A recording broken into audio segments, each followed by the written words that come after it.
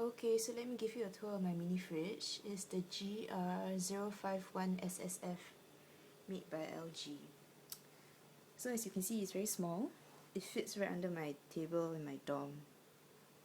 So it's very convenient. I put all my food inside because sometimes you just want to cook for yourself.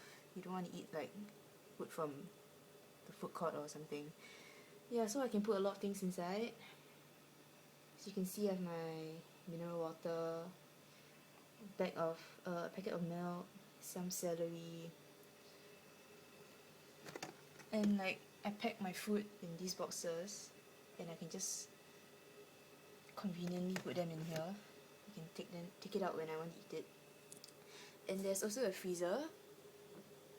Yeah, the apple doesn't belong there. I just put it there for sure. It's quite big. You can put like mini tubs of ice cream inside, and maybe frozen vegetables or frozen meat. Yeah, so you can see the inside is quite big. You put a lot of things. I have like a few apples. I have a cauliflower, box of tomato, and just a box of leftover food from yesterday.